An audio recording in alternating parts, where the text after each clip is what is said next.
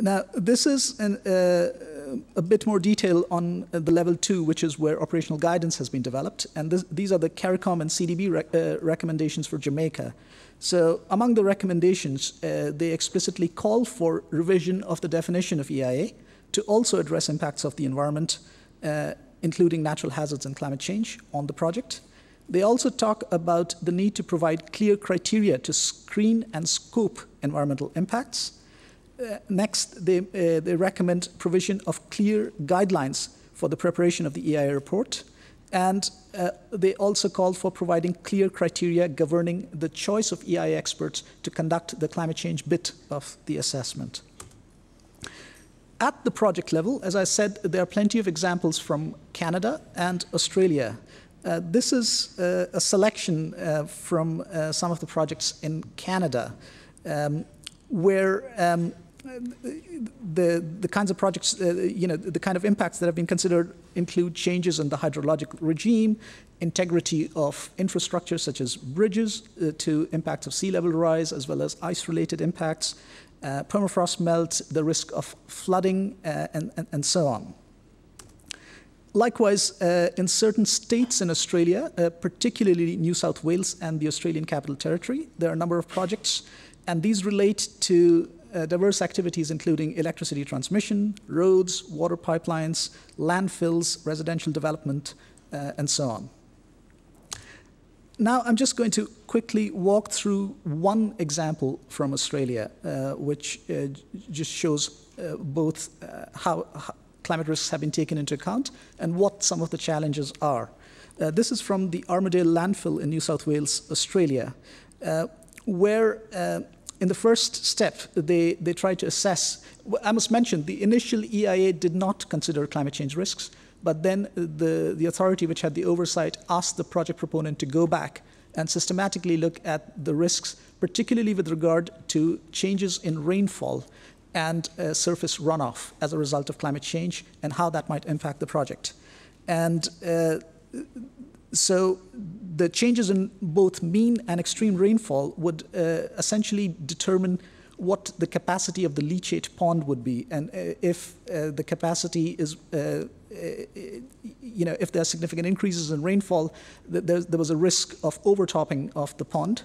And that was one of the key parameters they wanted to look at. Now, one of the key features in Australia is that there is very good information at a fairly, both at the regional and in some cases a local scale in terms of the climatology.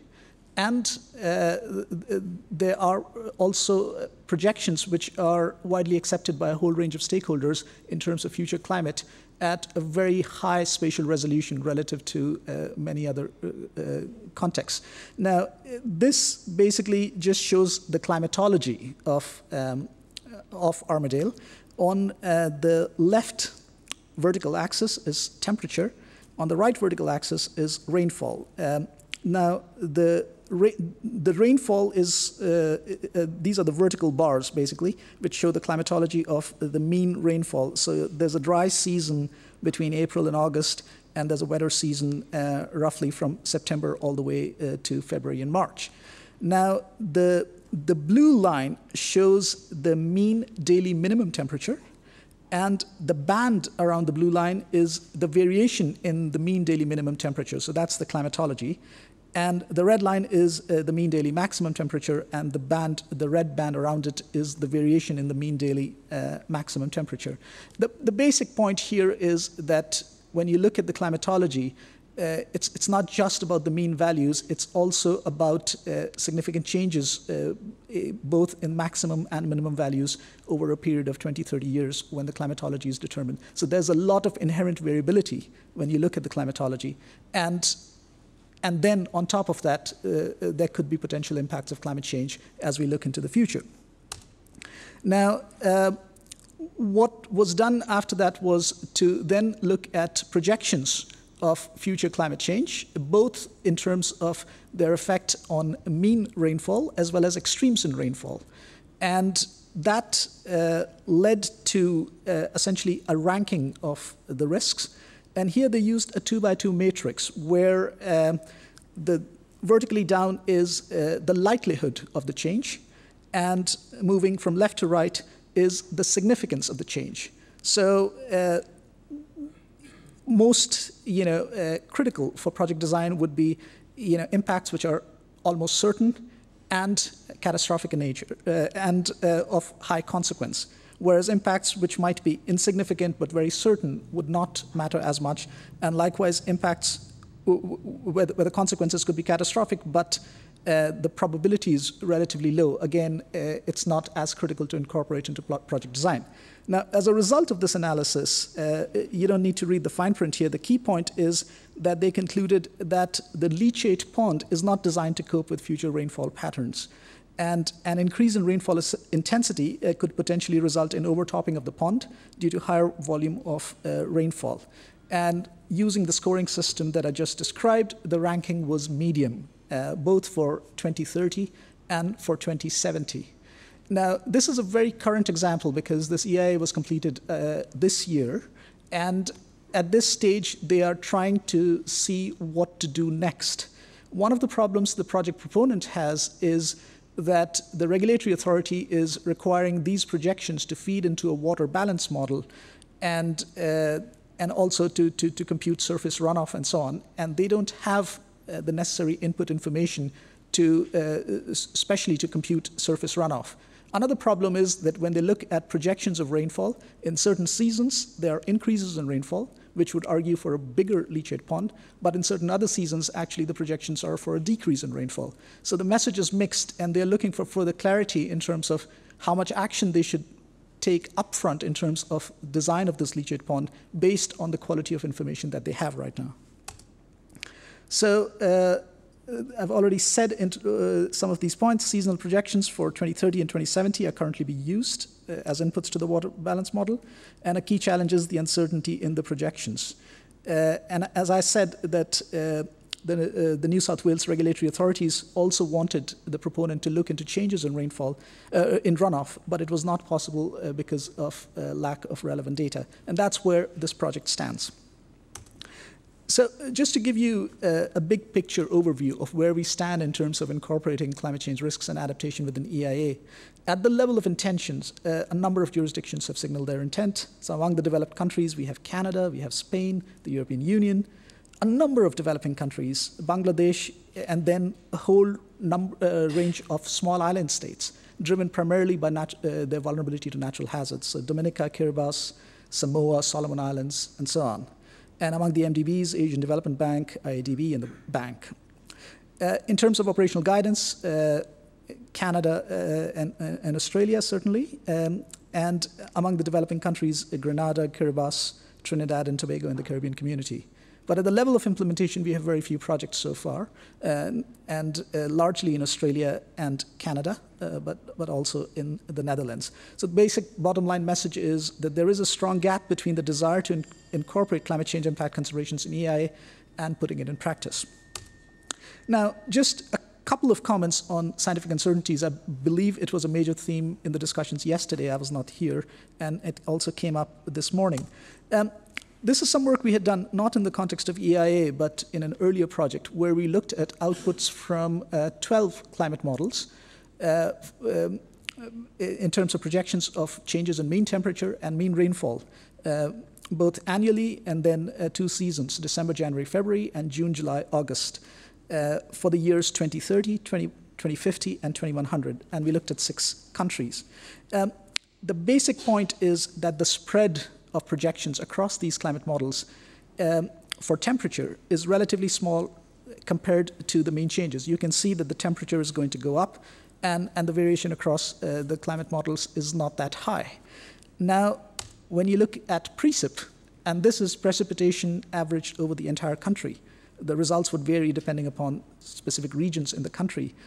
You can see that for many countries and many seasons, there is wide disagreement across the climate models in terms of projections of precipitation.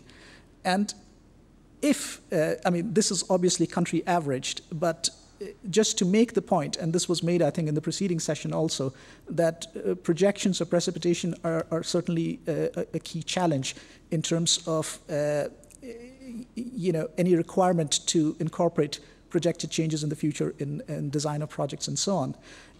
The point is not that uncertainty should lead to inaction. The point is that one should be careful about using outputs from one particular climate model and then using them as a basis for very significant investments upfront.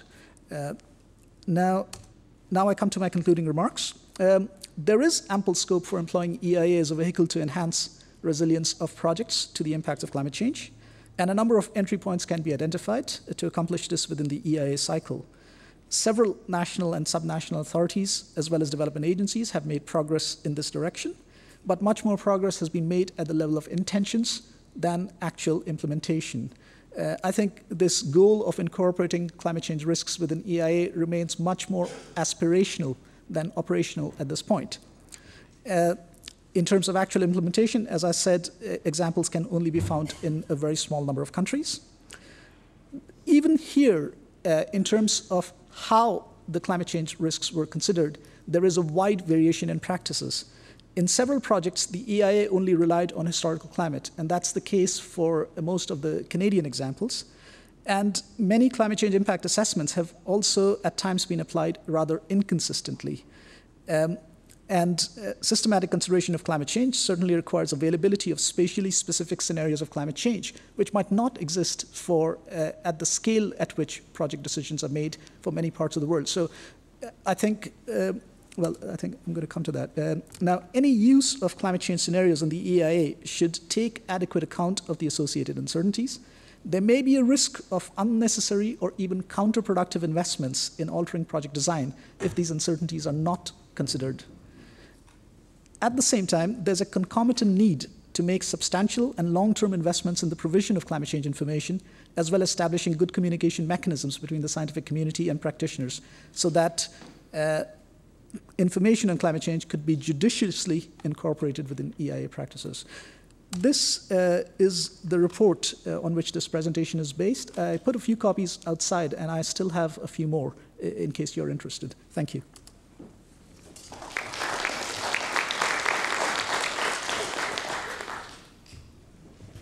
Thanks very much, Shardul. Before I turn to the next speaker, is there anyone with a pressing, burning question? I don't understand what you said. Can you explain it before we go on to the next commenters? Anyone have a pressing question?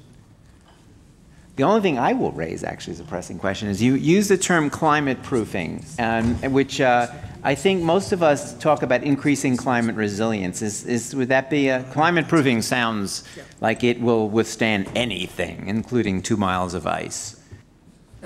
You are absolutely correct. In fact, I think probably the first footnote in the report is to say that climate proofing is the wrong term to use. It is enhancing climate resilience. We just use the phrase because it has become current in the discussion. Okay, thanks. With that, I'll turn to Glenn Watts.